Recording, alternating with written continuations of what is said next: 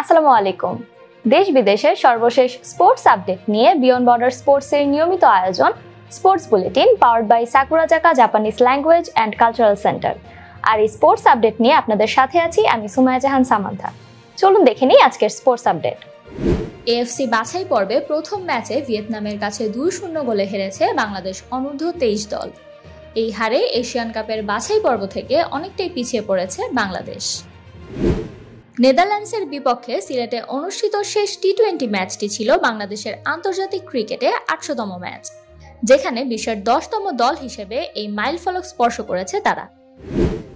বাংলাদেশে আর্চারি উন্নয়নে অসাধারণ অবদানের জন্য বাংলাদেশ আর্চারি ফেডারেশনের নির্বাহী কমিটির সদস্য কাজী রাজীব উদ্দিন আহমেদ চপলকে ব্রোঞ্জ ফলক দিয়েছে ওয়ার্ল্ড আর্চারি।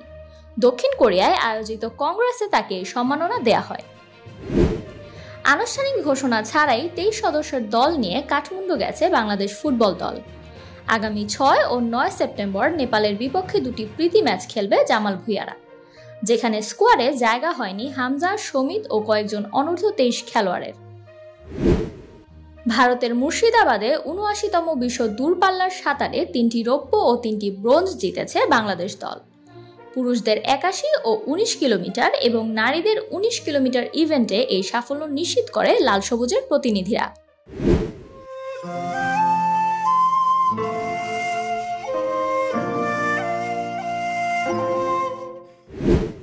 এবার অনুষ্ঠিত হতে যাওয়া বিসিবি নির্বাচনে অংশ নেওয়ার ঘোষণা দিয়েছেন আমিনুল ইসলাম বুলবুল।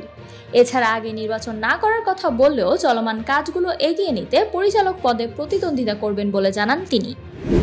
কিউটের পৃষ্ঠপোষকতায় 13 জেলায় পুরুষ ও 7 জেলায় নারী হ্যান্ডবল লীগ আয়োজন করবে বাংলাদেশ হ্যান্ডবল ফেডারেশন। ম্যাচগুলো অনুষ্ঠিত হবে বীরশ্রেষ্ঠ নূর মোহাম্মদ স্টেডিয়ামে, যেখানে এই লিগে অংশ নিচ্ছে 24টি ক্লাব। প্রথমবার ইংল্যান্ড জাতীয় দলের ডাক পেয়েছেন জেড স্পেন্স, যেখানে খেললে তিনি হবেন দেশের প্রথম মুসলিম ফুটবলার। এছাড়া ক্লাব ফুটবলে নিয়মিত খেলার পর এবার ফিফা বিশ্বকাপ বাছাইয়ে অ্যান্ডোরা ও সার্বিয়ার বিপক্ষে দলে জায়গা পেয়েছেন তিনি।